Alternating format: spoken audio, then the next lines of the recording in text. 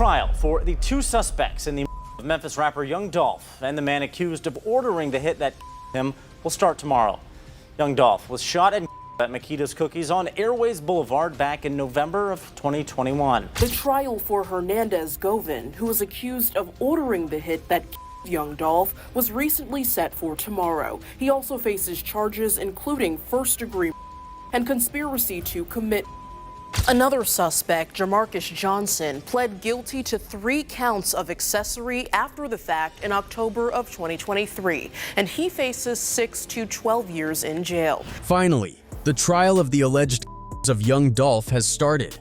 It's been 3 years, 3 years since that awful incident. So, for many Young Dolph fans, this is that moment they've been waiting for. The moment that the of a beloved rapper and philanthropist gets the jail time they deserve. Nearly 3 years later, his alleged are heading to trial tomorrow. It's been a wild time as we watch the investigations into the 3 suspects, Justin Johnson, aka Straight Drop, Cornelia Smith, and Jamarcus Johnson.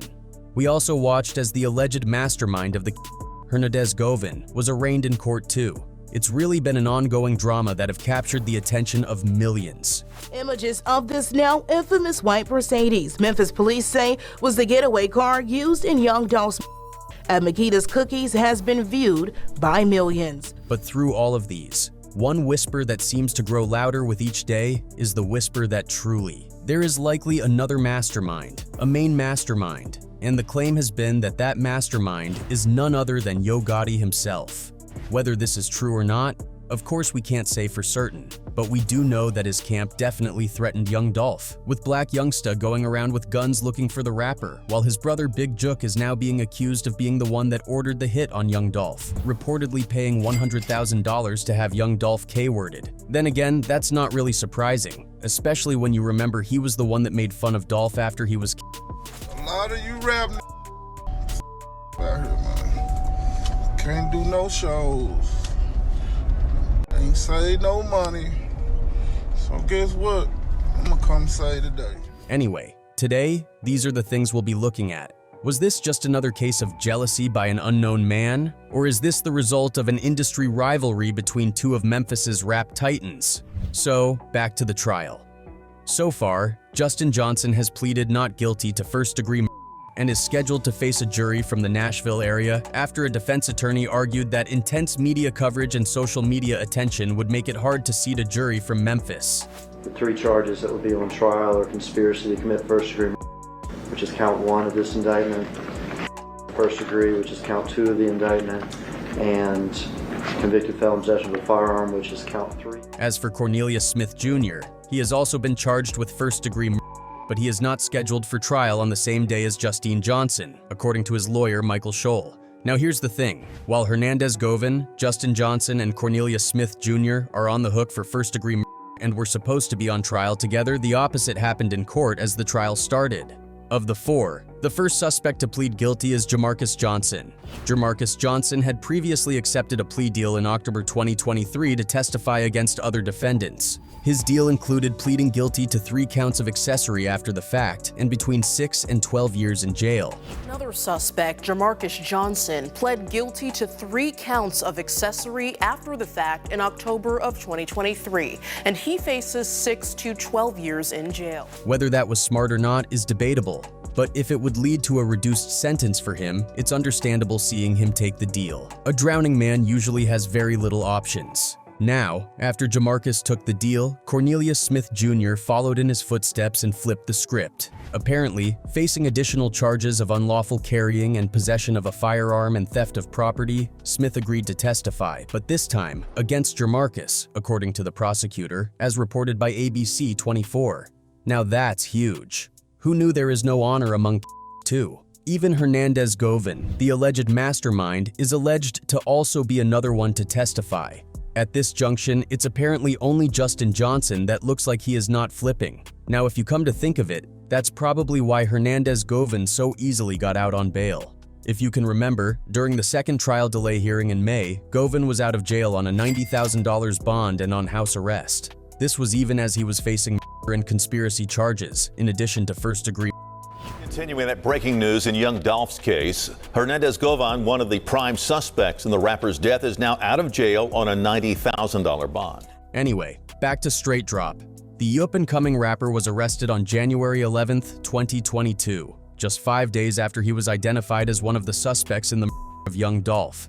At the time, law enforcement had offered a $15,000 reward for his capture, and the Tennessee Bureau of Investigation had him placed on the state's most wanted list. Rapper Straight Drop, who is on the run and has a warrant for first-degree for the shooting death of young Dolph. After more than a month on the run, Johnson was captured in Indiana. Johnson, now 24, was traveling on a highway in Indiana when he was stopped and arrested outside of Terre Haute by authorities from the U.S. Marshal's Office, according to U.S. Marshal Tyrese Miller. Once arrested, he was held on a federal probation violation and appeared before a federal magistrate in Indiana, according to Miller. Apparently, it was from there that authorities issued an arrest warrant for him on first-degree and other charges, eventually extraditing him to Memphis. As for Cornelius Smith, the 32-year-old who had already served 3 years for attempted robbery and aggravated was arrested on an auto theft warrant involving the vehicle used in young Dolph's, with a grand jury indicting him on first-degree and other charges. Since then, he's been held in Shelby County Jail in Memphis.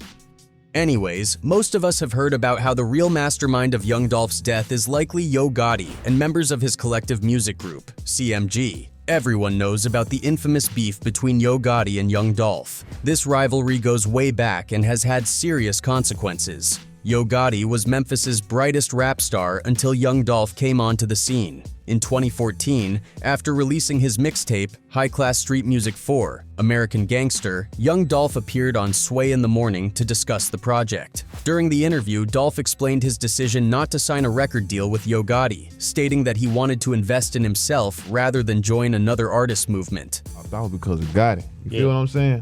Which I can't do that because I got too much of my own time and money invested in it. You feel what I'm saying? So, like I said, and I know Gotti respect that because he did the same thing.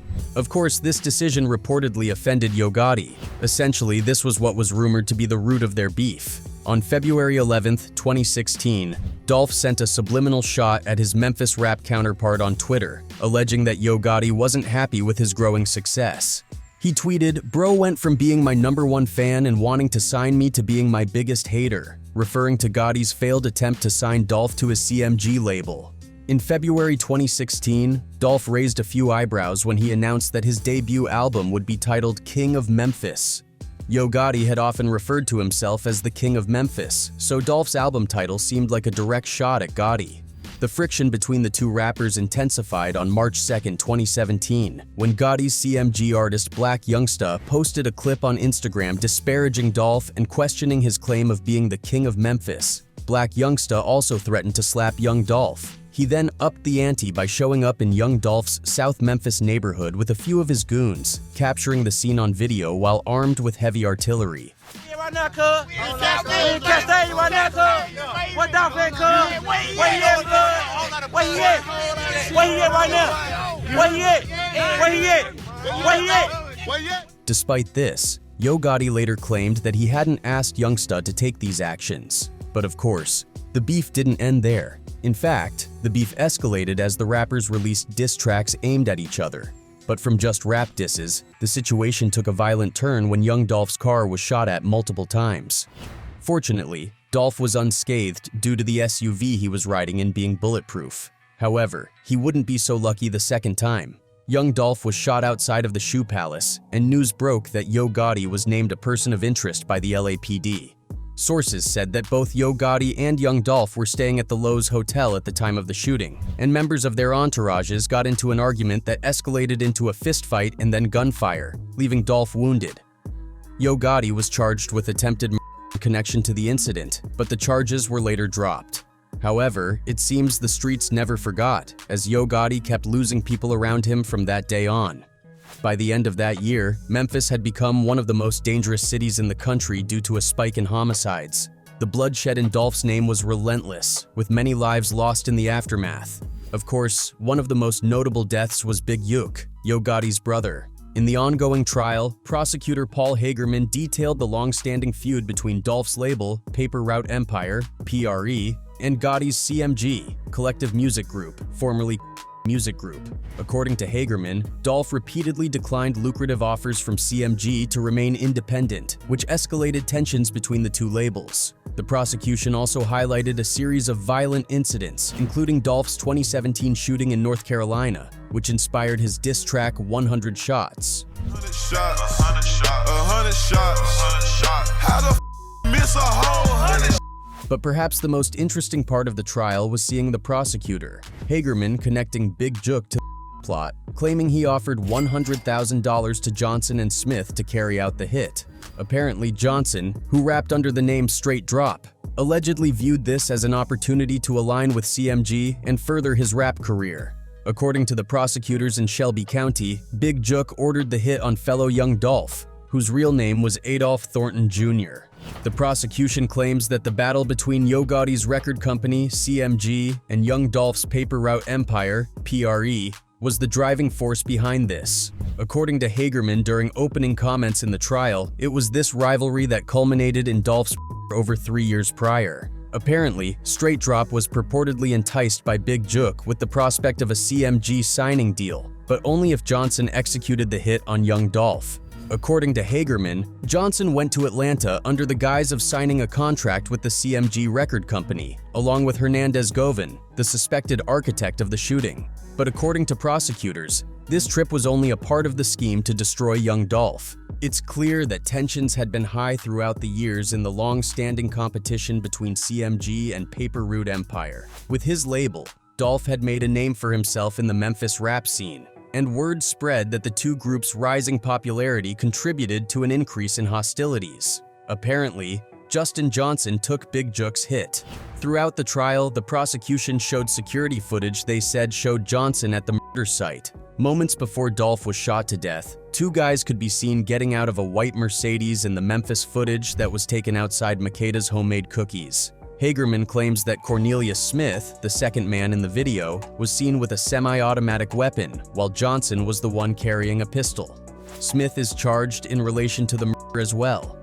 Nearly 3 years later, his alleged are heading to trial tomorrow. Hagerman identified particular items of evidence to connect Johnson to the crime, such as clothes he is said to have worn at the time, including a hat from Bass Pro Shop.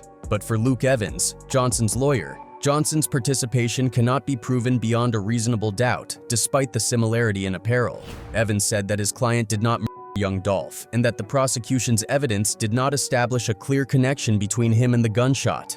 Now, moving on to Hernandez Govan, the prosecutor, Hagerman claims that Hernandez, whom the prosecution characterized as the mastermind, was also heavily involved in the sequence of events that culminated in Dolph's death. Govan and Big Jook are said to have planned the murder to get rid of Young Dolph as a competitor for CMG.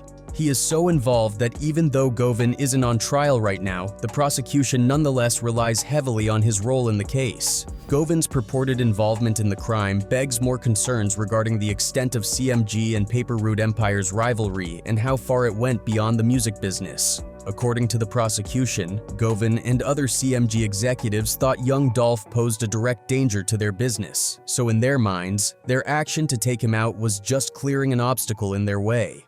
During the trial, testimony from important witnesses strengthened the prosecution's case. Your name? Cornelius Smith. And spell the first name? Cornelius. And the last name? Smith.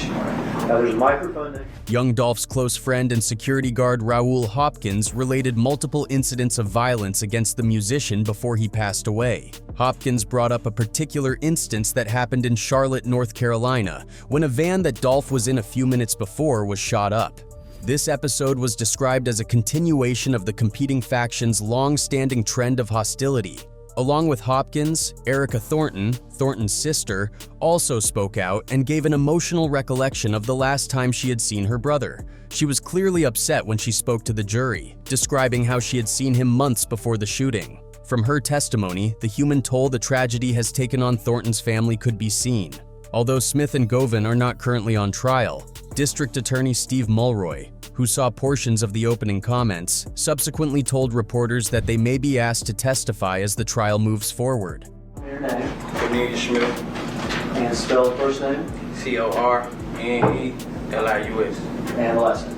S-M-I-T-H. Now there's a microphone there. As the trial unfolds, prosecutors are expected to present more evidence linking Johnson, Smith, and others involved in to the plot allegedly hatched by Big Jook and Hernandez Govan.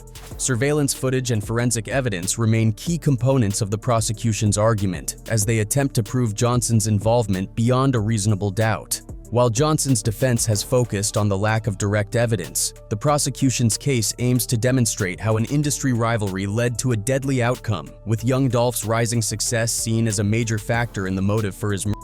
So, is Yo Gotti really involved in all this? If he is, to what capacity? Is this really an industry giant taking out another industry giant he felt was dimming his shine?